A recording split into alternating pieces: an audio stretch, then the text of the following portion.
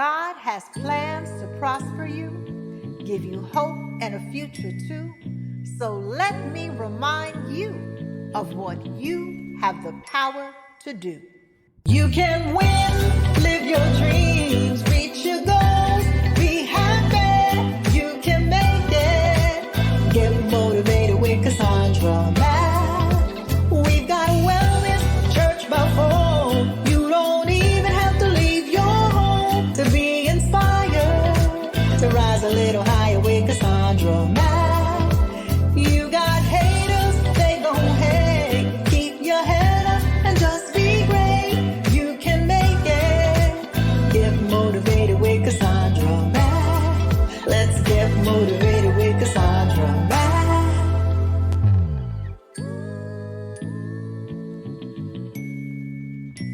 They're not even qualified to speak into your life, so remind yourself that their words are a non-factor in your goals. Welcome to my channel. I'm Cassandra Mack, founder of strategiesfoремpoweredliving.com and CassandраMackMinistries.com. For more information about my company, ministry, books, inspirational music, coaching session, or our church by phone Sunday service, you'll see the Linktree link in the video description box, as well as some individual links pinned in the comments. Let's dive right in. It is Monday morning, and some of you are on your way to work. Some of you may work the night shift and you're getting ready to come home.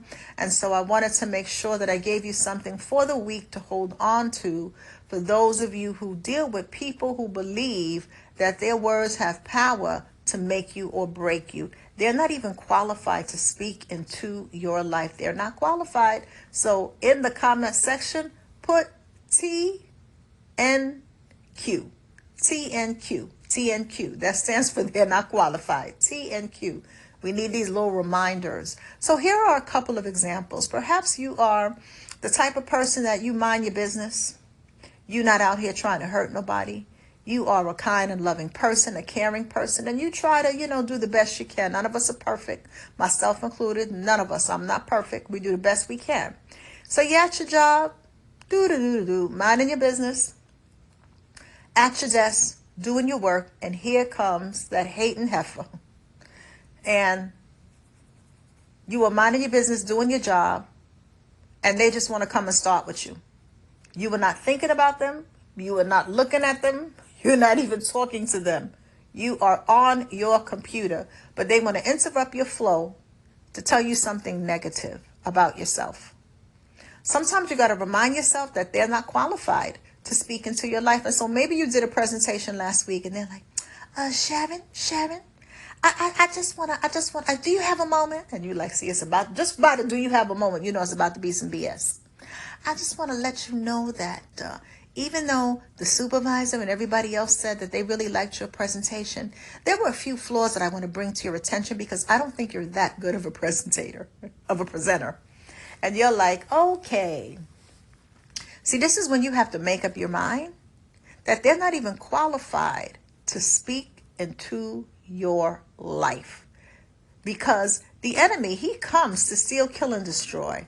And you got to remember that he uses people to do so. And so a lot of times he will send his minions and demons to try to get at you, to try to take your focus off of the things that you're trying to do, be and have, the things that you're trying to go after. And they're not qualified to speak into your life. Or maybe this is a situation where you're focusing on health and fitness. And you have really gotten yourself into shape. You have muscle definition. You are looking good. Your skin is glowing. You even have a six-pack because you were hitting the gym and you were just doing your thing. And here comes that hating cousin or that hating sibling. They see you at a family get-together and you are eating something healthy. And they're like, well, but you too good. You too good to eat. You too good to eat ham hocks and chitlins and a piece of this red velvet cake. And mind you, you're not bothering nobody. It is your body. It is your mouth. They are your taste buds. You are allowed to eat what you want to eat. And if you choose to eat whatever you're eating and you don't eat the ham hocks and the chitlins, that's your business. What does that have to do with your cousin? or your sibling. Y'all are grown and on your own, and you came to see some family you haven't seen in a while. But they want to get under your skin. Then they start making fun of you. Maybe they even singing a song, "She don't need ham hock no more." And you like, oh my gosh, are we 5?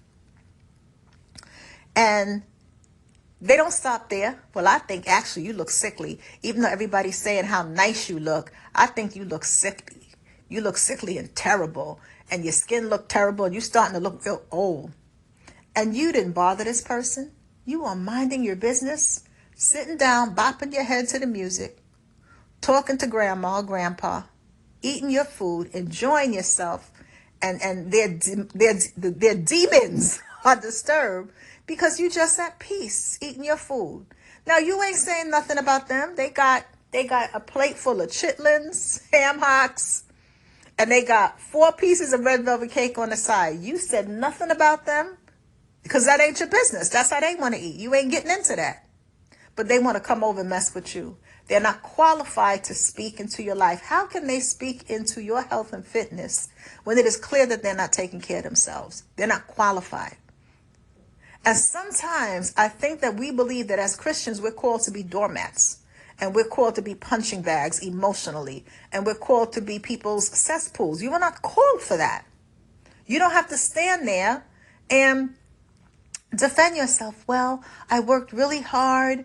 You know, that's such a mean thing to say. She knew it was mean when she said it. She knew it was mean when she said it. That's such a mean thing to say. And I work really hard. You know, I just really want to take care of my health. She knows that. She can see that. Too much energy. That's giving a demon too much energy when they're in that demonic space. Because when you are in a space of envy, when you are in a space of you're triggered because you're seeing she's eating healthy, she's minding her business. What she's doing ain't got nothing to do with you. You eat your 5 ham hocks and let her eat her salad. Y'all can coexist. We can coexist and eat differently. But because she is triggered by your presence and she's feeling miserable about herself, she want to spread a little misery onto you. And when you engage that, right, you are actually giving your power away because you are giving power to her words by over-explaining yourself. You don't need to do that. So the thing is, we cannot prevent people from talking, right? People are allowed to have opinions, free speech. People can say the most vile and mean things. They have a mouth. But what you absolutely can do is you can refuse to internalize their words and engage them in a toxic conversation about their toxic rants. That's what you can refuse to do because they are a non-factor in your life. That cousin who's not supporting your health journey is a non-factor in your life. That coworker who wants to say that you are the worst presenter in the world is a non-factor in your life. And when you make people more significant in your goals and dreams than they are, you give them power. Why would you empower the enemy? Someone that the enemy is using to steal, kill, and destroy. Because remember, he comes to steal, kill, and destroy, right? Whether it's killing your peace, stealing your focus, destroying your confidence. And he does so through people. That's one of the ways he steals, kills, and destroys. So you get a choice in the matter. And here's the thing. Hearing and listening are 2 different things. So hearing, you can't help what you hear. The words are said, you heard them. But you do have a choice to what you listen to. Listening is about where you place your attention. Listening is about where you place your focus. And remember, attention is paid. Attention is a form of psychological and spiritual currency. Why would you give your psychological and spiritual currency to somebody who wants to bring you down? Why would you want to exchange that? So be very clear that they're not even qualified to speak into your life. And so sometimes people will have their opinions. They're like noses. Everybody has one. But you get to decide whether you take their opinion to heart and allow their opinion to determine how you move through life. I'm going to give you an example. 1 Samuel chapter 17, verse 33. So in this story, this is where David volunteers to fight Goliath, right? And Saul doesn't believe that he has what it takes to be able to be victorious in fighting Goliath. And so that was David's goal. Your goal may be health and fitness, finances, a position on your job. So everyone's goal is different, but the overarching theme is the same. So Saul doesn't believe in David, and Saul says to him, you're not able to go against this Philistine, meaning Goliath, to fight him, for you are only a youth, and he has been a warrior, military trained from his youth. And so Saul is basically saying, you cannot be successful in achieving this goal. And here's the reason why. He has this, and you don't have this. And so there will be people who will be very verbal about their opinion that you can't achieve your goal. But you got to decide for yourself that they're not qualified to speak into your life, because only God knows what he put inside of you. Another human being does not. As much as I love my son, I don't know every bit of potential inside of him. Sometimes we don't even know all of the potential inside of us until we are called to unlock that level of potential. This is why you'll hear stories of a baby trapped under a car and a mother who got a supernatural strength to lift the car and snatch. How does that happen? She didn't know she had that potential, but in that moment it was unleashed. So you can't give a lot of credence to the opinions, particularly the negative, toxic opinions of other people. So David didn't argue with Saul. David didn't sit there and cry, well, why don't you believe in me? And you always say such mean things, and I don't believe you. No, he didn't say all that. He was simply like, listen, I was in charge of my father's sheep, and when the lion and bear tried to carry off the lambs, I took care of the flock. I protected them, and I'm going to use this same mindset. I'm paraphrasing, but that's the gist of it. So he didn't cry. He didn't look for validation from Saul. He wasn't looking for approval. He simply made up his mind that I am going to go after this thing no matter who believes in me.